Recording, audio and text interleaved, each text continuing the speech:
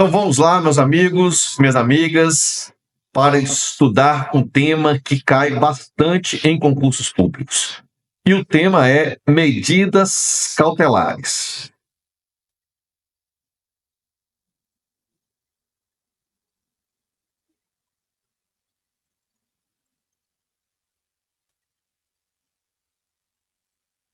Segure seu concurso, prepare-se com segurança, alcance seus sonhos. E como sempre, iremos iniciar com o conceito: medidas cautelares. Medidas cautelares são providências de caráter provisório e acessório, determinadas pelo juiz no curso da investigação ou do processo, com a finalidade de assegurar a eficácia do processo principal, seja para garantir a aplicação da lei penal, a instrução criminal ou a ordem pública. No Código de Processo Penal brasileiro, elas estão disciplinadas nos artigos 319 e seguintes, que podem ser aplicadas em substituição ou cumulativamente à prisão preventiva, conforme o caso. Então, tá aí para vocês um conceito para que vocês comecem a entender essa temática tão importante. Então, de novo, medidas cautelares são providências de caráter provisório e acessório determinadas pelo juiz no curso da investigação ou do processo, com a finalidade de assegurar a eficácia do processo principal, seja para garantir a aplicação da lei penal, a instrução criminal ou a ordem pública. No Código de Processo Penal brasileiro, elas estão disciplinadas nos artigos 319 e seguintes e podem ser aplicadas em substituição ou cumulativamente à prisão preventiva, conforme o caso. Então, um conceito aí para você iniciar essa temática.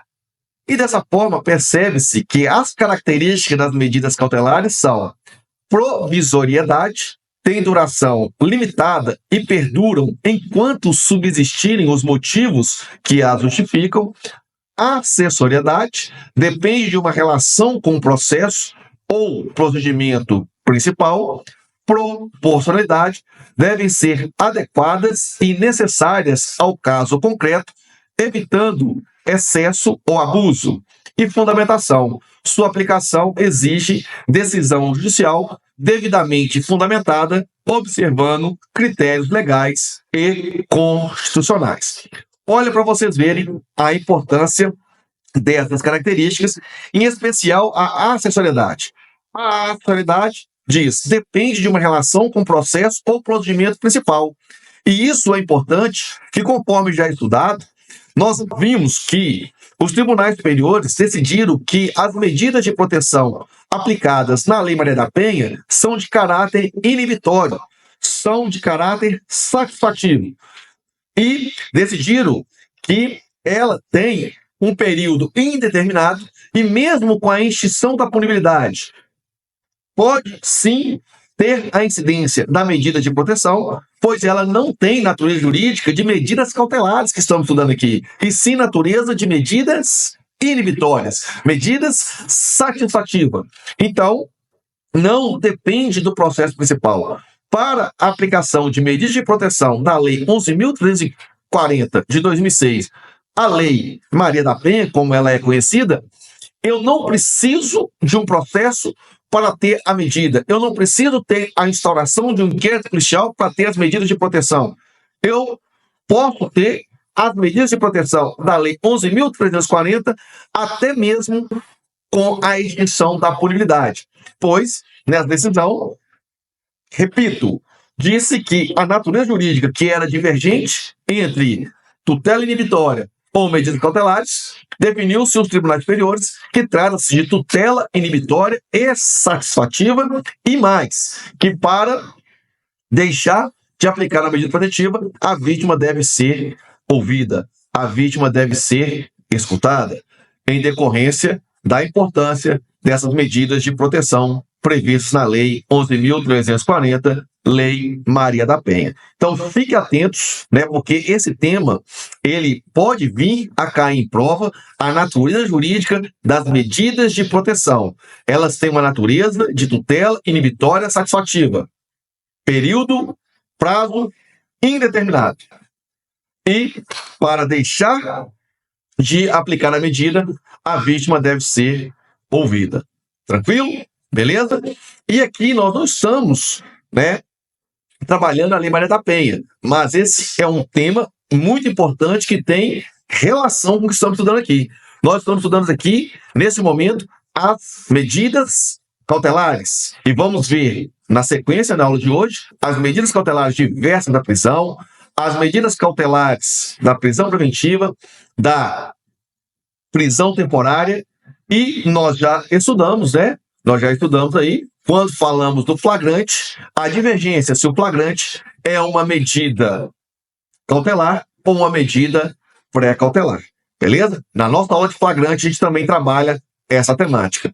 Porque aqui a gente estuda em bloco, mas em uma prova oral, em uma prova objetiva, esses temas são cobrados de forma geral. A gente estuda em bloco e depois a gente tem que juntar tudo que pode cair em uma única questão, seja objetiva, seja discursiva ou seja de prova oral. Como eu posso te perguntar, qual a natureza jurídica do flagrante? Qual a natureza jurídica das medidas de proteção da Lei Maria da Penha?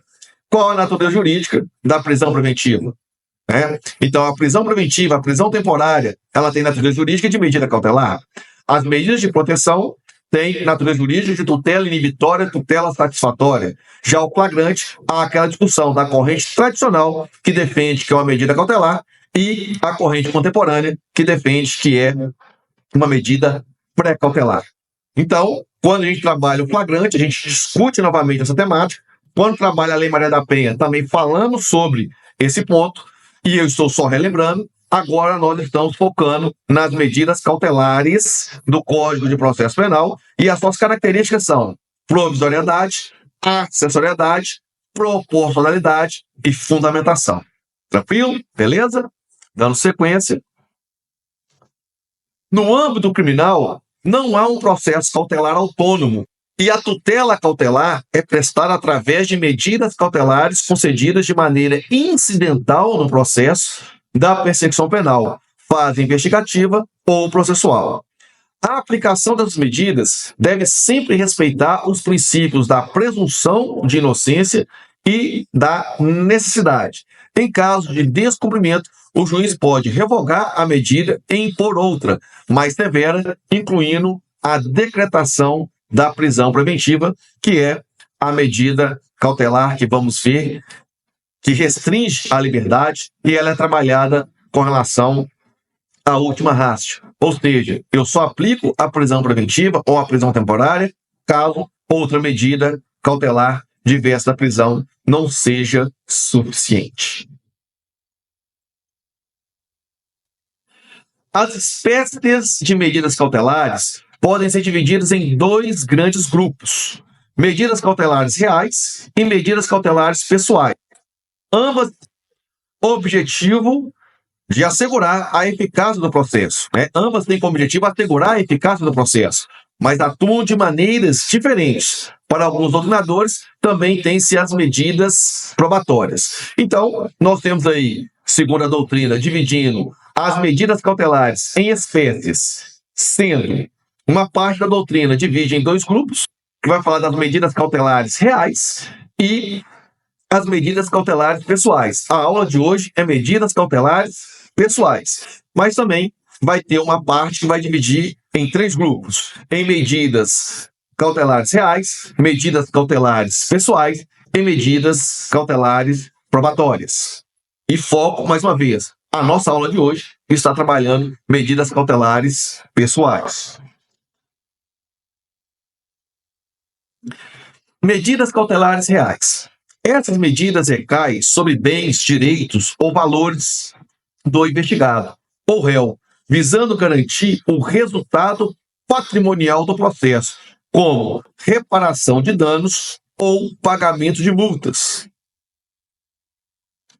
Exemplo no CPP e legislação correlata de medidas cautelares reais: sequestro, artigo 125 do CPP, para assegurar bens adquiridos com proventos da infração penal; hipoteca legal, artigo 134 do CPP, para garantir direitos patrimoniais decorrentes do crime, indisponibilidade de bens. Artigo 4º da Lei 9.613, de 1998, aplicado em crimes de lavagem de dinheiro, com arresto. Artigo 136 do CPP, para apreensão de bens penhoráveis. Essas medidas são utilizadas para resguardar a efetividade de eventual condenação que imponha perdas patrimoniais. Então, pode vir em uma prova te perguntando quais são as medidas cautelares reais. As tradicionais são do CPP: sequestro, hipoteca legal e arresto. Essas são medidas cautelares reais previstas no CPP. Repito, medidas cautelares reais: sequestro, arresto, hipoteca legal no CPP. Mas existem outras medidas em legislações extravagantes, como eu citei para vocês aí, o artigo 4º da Lei 9.613, Lei de Lavagem de Capitais, que trabalha aí a indisponibilidade de bens. Então aí nós temos as medidas cautelares reais. Mas o foco da aula de hoje não é medidas cautelares reais, e sim medidas cautelares pessoais.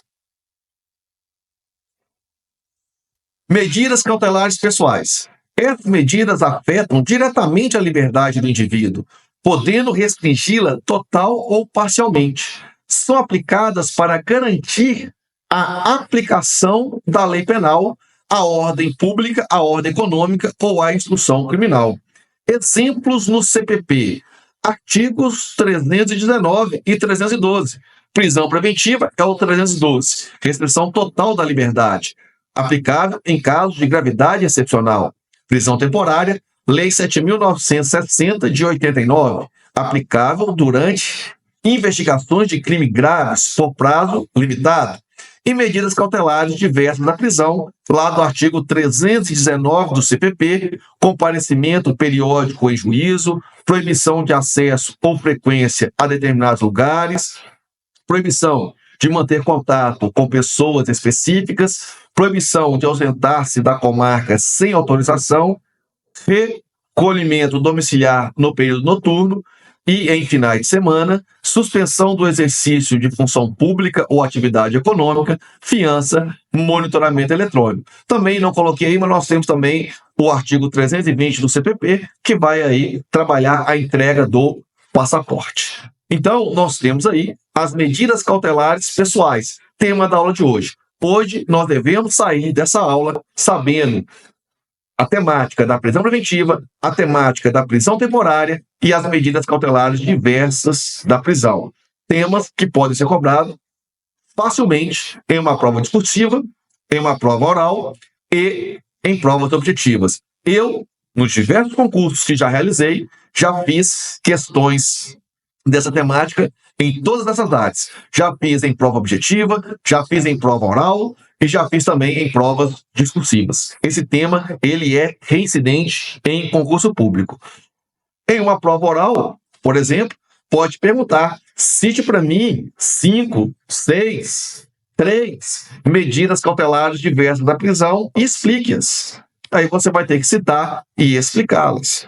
Pode perguntar em uma prova oral: fale para mim das características da medida cautelar, e aí você vai citar as características, certo? Pode fazer uma pergunta hoje em prova oral, ou até mesmo discursiva, e até mesmo objetiva, trabalhando a diferença da natureza jurídica, do flagrante, das medidas cautelares pessoais, que estamos estudando aqui agora, bem como lá das medidas de proteção da Lei Maria da Penha.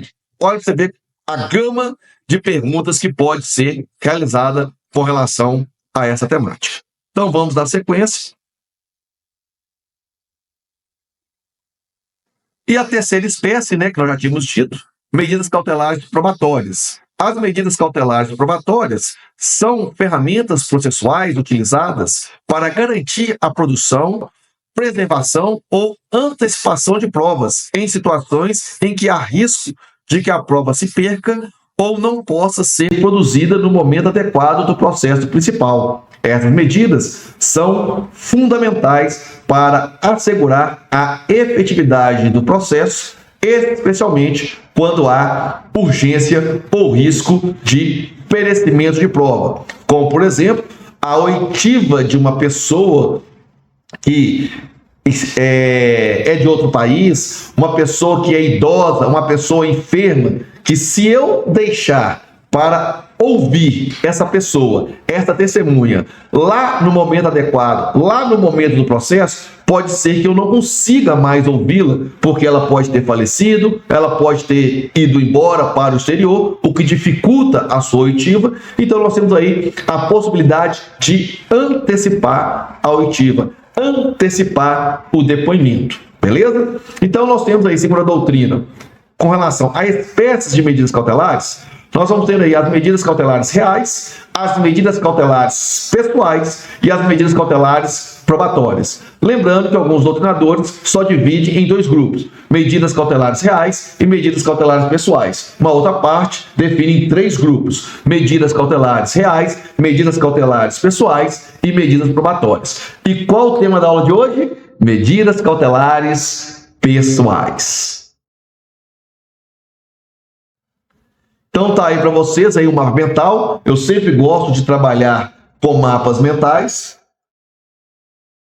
Espécies de medidas cautelares. A patrimonial, que o CPP tem arresto, sequestro, hipoteca legal. Nós temos as medidas pessoais, prisão preventiva, prisão temporária e as diversas da prisão. E a probatória, né, que nós colocamos aí como exemplo, né, a oitiva antecipada de pessoas em determinadas circunstâncias. Inclusive, a jurisprudência do STJ já entendeu que a oitiva de policial militar pode seguir esse padrão de antecipadamente, né? Antecipar a oitiva do militar. Porque quem é militar e está assistindo essa aula vai lembrar que quando você vai depor sobre um crime, tem ocorrências que você lê e nem lembra mais do que aconteceu. Por que você não lembra mais do que aconteceu? Porque são tantas ocorrências, tantos fatos, que você esquece. E eu vou até utilizar esse exemplo nesse momento, porque eu lembro que eu fui fazer, né, eu fui intimado para ir no fórum, falar sobre uma ocorrência, e a gente acreditando na nossa memória, eu não li a ocorrência anterior.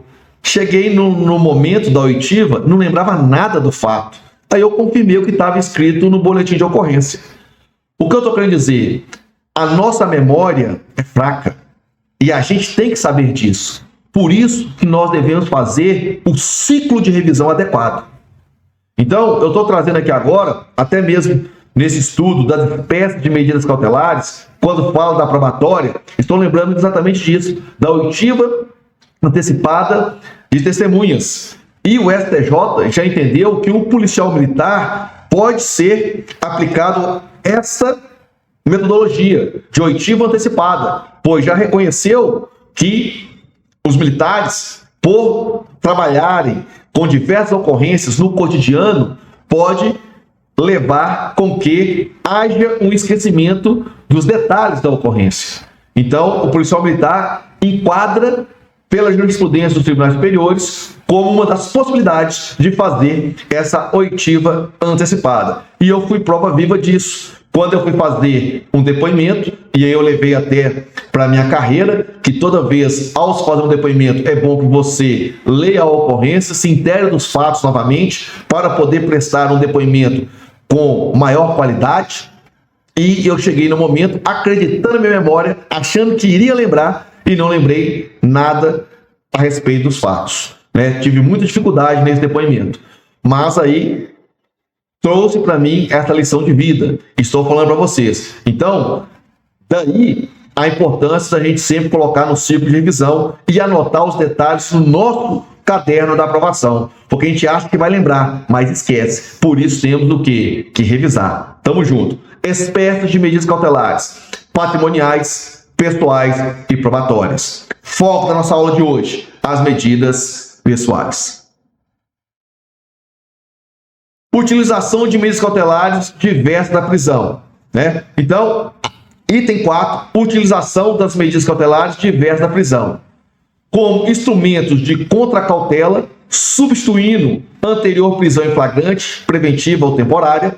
Vimos que a prisão preventiva, a prisão temporária, não há dúvida que a natureza jurídica é de medida cautelar. O flagrante, há duas correntes: falando que é medida cautelar tradicional, e com pacote anticrime, as medidas se tornaram pré-cautelar. Flagrante, pré-cautelar, ato jurídico, segundo o doutrinador Renato Brasileiro e outros doutrinadores contemporâneos, porque hoje ninguém mais pode ficar preso em flagrante do início ao fim. A prisão em flagrante, o preso deve passar por uma audiência de custódia em 24 horas e aí sim decidir se ele mantém preso ou será liberado com liberdade provisória com ou sem fiança. Beleza? Então, como instrumento de contracautela, ao invés de manter preso por preventiva ou temporária, a gente aplica uma medida cautelar diversa da prisão, como, por exemplo, o monitoramento eletrônico, a fiança. Tranquilo? B. Como instrumento cautelar para o acusado que estava em liberdade plena. Né? Então, nós podemos também, né, uma pessoa que está com liberdade provisória, sem nenhuma medida, aplicar uma medida cautelar. Tranquilo? Então, a utilização das medidas cautelares diversas da prisão pode ser como instrumento de contracautela, substituindo anterior prisão em flagrante, preventiva ou temporária, como instrumento cautelar para o acusado que estava em liberdade plena. É possível a aplicação do poder geral de cautela no processo penal? É possível a aplicação do poder geral de cautela no processo penal? O que quer dizer esse processo penal? Porque, gente, só para voltar aqui, ó, olha nesse mapa mental aqui, ó, a medida pessoal, eu coloquei assim, fim da bipolaridade. Por que fim da bipolaridade? Porque antigamente, a pessoa que era presa, ou ela ficava em liberdade provisória, ou ele ficava preso. Entendeu? Ou seja, ou o juiz mantinha a prisão, ou liberdade provisória simples, com ou sem pagamento de fiança. Então, ou ele ficava preso, ou liberdade provisória. O pacote anticrime, né, ele trouxe esse fim dessa bipolaridade. Pois nós temos, no artigo 319, também nós tivemos alterações de outras legislações, não só com relação ao pacote anticrime, que proporcionou essa nova dinâmica envolvendo essas medidas cautelares. Nós tivemos uma nova roupagem com relação à fundamentação, que vamos ver mais para frente, na aula de hoje ainda vamos trabalhar. Nós tivemos toda uma movimentação com o pacote anticrime, né, da obrigatoriedade de reavaliar a prisão preventiva de 90 em 90 dias. Temos até jurisprudência, vamos trabalhar na aula de hoje. Mas nós temos hoje várias medidas cautelares diversas da prisão, lá no artigo 319 e 320 do CPP.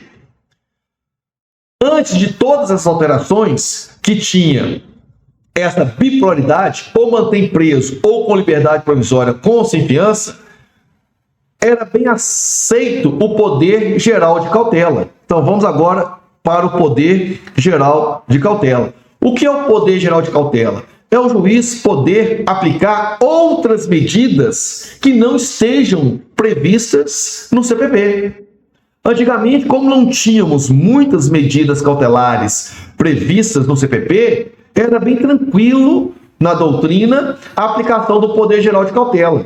Só que esse tema passou a ser muito discutido quando foi acrescentado ao CPP o artigo 319 e 320, onde nós temos hoje um rol expresso de medidas cautelares diversas da prisão.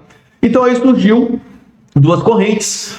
Já que o CPP já tem um rol, ele não pode aplicar outras. Então, não teríamos o poder geral de cautela. Outros não. Outros continuam mantendo a possibilidade do poder geral de cautela. O que é o poder geral de cautela? É o juiz poder aplicar medidas cautelares diversas da prisão que não estão listadas expressamente no CPP. De novo, o que é o poder geral de cautela? É a possibilidade do juiz decretar medidas cautelares diversas da prisão que não estão expressas no CPP. Isso é possível ou não é?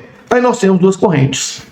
Primeira corrente: A aplicação do poder geral de cautela no processo penal não é cabível, porque viola o princípio da legalidade. Se eu tenho um rol expresso no CPP 319 e 320, com essas alterações que o CPP sofreu, não há possibilidade de aplicar o poder geral de cautela, pois viola o princípio da legalidade.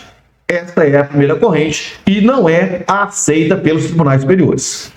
A corrente que aceita é a que está aí para vocês. Segunda corrente. É cabível a aplicação do poder geral de cautela no processo penal, desde que para fins de adoção de cautelar menos gravosa do que as previstas em lei. Princípio da proporcionalidade. Então, é cabível a aplicação do poder geral de cautela no processo penal, desde que para fins de adoção de cautelar menos gravosa do que as previstas em lei. Princípio da proporcionalidade. Tranquilo? É esta corrente que é aceita pelos tribunais superiores. E olha aí, poder geral de cautela no processo penal é a prerrogativa conferida ao juiz para adotar medidas cautelares atípicas, ou seja, não previstas expressamente na legislação, com o objetivo de proteger a eficácia do processo e os bens jurídicos tutelados pelo direito penal. Esse poder decorrente do princípio da instrumentalidade do processo visa preencher lacunas em situações excepcionais e urgentes. Embora o Código de Processo Penal não preveja expressamente um poder geral de cautela de forma ampla, diferente do que ocorre no processo civil, conforme o artigo 297 do CPC, ele é reconhecido pela doutrina e jurisprudência, pois o CPC é aplicado ao processo penal de forma subsidiária. E o que diz o artigo 297 do CPC? O juiz poderá determinar as medidas que considerar adequadas para efetivação da tutela provisória. Parágrafo único. A efetivação da tutela provisória observará as normas referentes ao cumprimento provisório da sentença no que couber. Tranquilo? Beleza? Então, fica aí, né? Esse poder geral de cautela hoje, ele é aceito pela doutrina e pela jurisprudência, com base na aplicação do artigo 297 do CPC ao CPP. Lembrando que o Código de Processo Civil, ele é subsidiário aos demais ramos do direito. E aí, uma aplicação desse poder geral de cautela no processo penal pela terceira seção aí, reconhecendo essa possibilidade. Olha aí o julgado. É possível a fixação de astrentes, né, seria uma multa, em desfavor de terceiros, não participantes do processo, pela demora ou não cumprimento de ordem emanada do juízo criminal. As normas de processo civil aplicam-se de forma subsidiária ao processo penal. Artigo 3º do CPP. O poder geral de cautela do processo civil também pode ser aplicado, em regra, ao processo penal. O emprego de cautelas inominadas só é proibido no processo penal se atingir a liberdade de ir e vir do indivíduo, diante da finalidade da multa combinatória, que é conferir efetividade à decisão judicial. É possível sua aplicação em demandas penais. Assim, o terceiro pode perfeitamente figurar como destinatário da multa. Vale ressaltar que esta multa se confunde com Vale ressaltar que esta multa não se confunde com a multa por litigância de má-fé. A multa por litigância de má-fé não é admitida no processo penal. Beleza? Então nós temos aí a terceira seção, RESP 1568445. Vou ler de novo. É possível a fixação de astrentes em desfavor de terceiros, não participantes do processo pela demora ou não cumprimento da ordem emanada no juízo criminal. As normas de processo civil aplicam-se de forma subsidiária ao processo penal, artigo 3º do CPP. O poder geral de cautela do processo civil também pode ser aplicado, em regra, ao processo penal. O emprego de cautelares inominadas só é proibido no processo penal se atingir a liberdade de ir e vir do indivíduo. Diante da finalidade da multa combinatória, que é conferir efetividade à decisão judicial, é possível sua aplicação em demandas penais. Assim, o terceiro pode perfeitamente figurar como destinatário da multa. Vale ressaltar que essa multa não se confunde com a multa por litigância de má-fé. A multa por litigância de má-fé não é admitida no processo penal. Beleza? E também faço aqui uma observação para aqueles que fazem concurso que tem a matéria de processo civil, não confundir atos atentatórios à dignidade da justiça, não confundir atos atentatórios à dignidade da justiça com a litigância de má-fé. São hipóteses diferentes, com consequências diferentes. Então, fiquem atentos e anotem essa observação no seu caderno da aprovação. Tranquilo? Beleza? Podemos prosseguir? Poder geral de cautela não cabível. Doutrina majoritária, né? Violação dos princípios da legalidade e cabível para medidas menos gravosas precedentes do STF e do STJ. Então, possibilidade de propor, né, de poder geral de cautela no processo penal. Em resumo, é aplicável o poder geral de cautela? Então, numa pergunta dessa envergadura, em uma prova discursiva ou em uma prova oral, né? Em uma prova discursiva, em uma prova oral, você deve trabalhar que antigamente as medidas cautelares pessoais tinha uma bipolaridade. Ou ele permanecia preso, ou com liberdade provisória, ou sem fiança. Com as alterações do CPP, trouxe-se um rol de medidas cautelares diversas da prisão. Artigo 319 e 320 do CPP. E aí surgiu a pergunta: o juiz pode aplicar outras medidas cautelares sem ser essas que estão expressas? Este é o poder geral de cautela. Se tem poder geral de cautela, ele pode sim aplicar.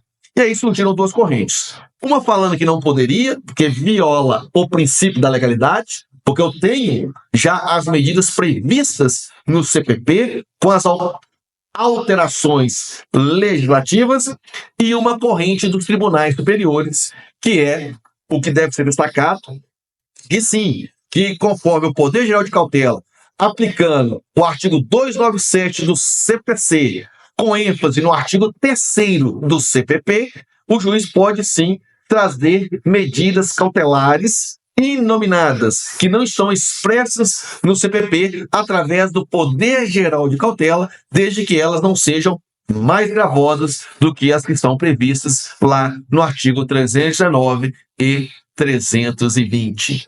Em resumo, é possível sim a aplicação do poder geral de cautela, sim, conforme as decisões dos tribunais superiores, mesmo tendo correntes doutrinárias que falam que não.